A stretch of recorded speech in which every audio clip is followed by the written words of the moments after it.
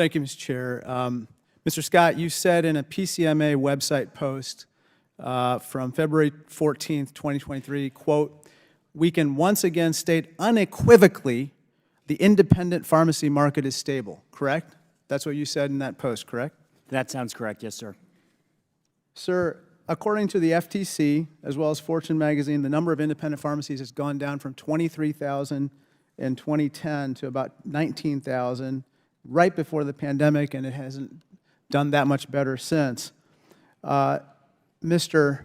Chansey, I see in your testimony you say PBMs wreak havoc on independent pharmacies' financial health. Isn't that right? That's correct. And one of the main reasons are what are called DIR fees, direct and indirect remuneration fees, correct? Yes, sir. And those often amount to fees that basically claw back any amounts of money that were paid to the pharmacies to dispense drugs in the first place, right? According to the Centers for Medicare and Medicaid, CMS estimates that fees, DIR fees, have gone up by 91,500% between 2010 and 2019. You don't disagree with that, right?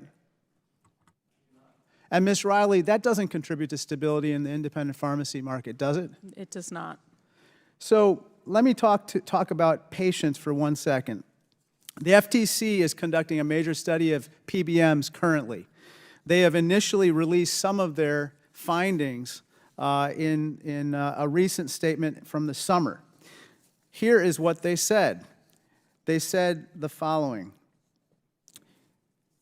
One patient told us she was required by her health insurance carrier to go through PBM's specialty pharmacy, which significantly delayed medication she vitally needed to ensure she could have her baby. She says, "I may have lost the pregnancy because of the delays." Now, Mr. Chansey, that's consistent with your experience with specialty pharmacies, isn't it? Another finding from the FTC. This is dated again, July 20th, 2023.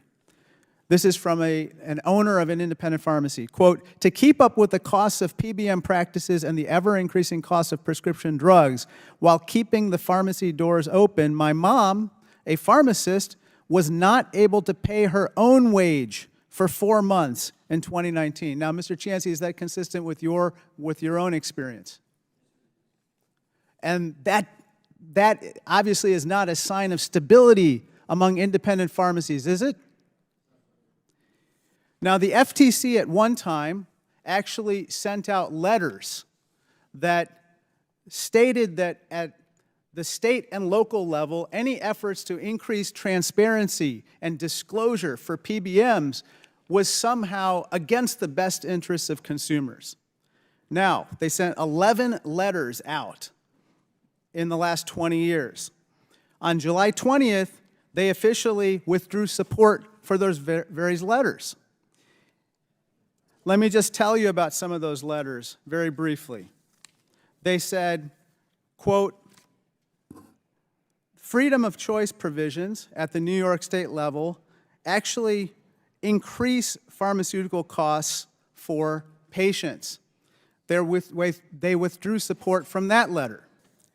Another letter that they wrote on September 7th, 2004, again from the Federal Trade Commission to California state legislature, said that these particular bills that you're pursuing with regard to disclosure requirements hurts patients.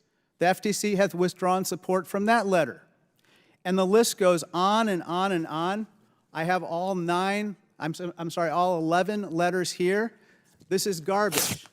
The FTC has now officially withdrawn support from all of this guidance. Mr. Chair, I request permission to enter these remnants of these letters into the record. Without objection, to order. That is what we have from the FTC. The FTC is conducting a wide-ranging study into what PBMs are doing and wreaking havoc on independent pharmacies and hurting consumers. And I can't wait to see that study. Thank you so much, and I yield back.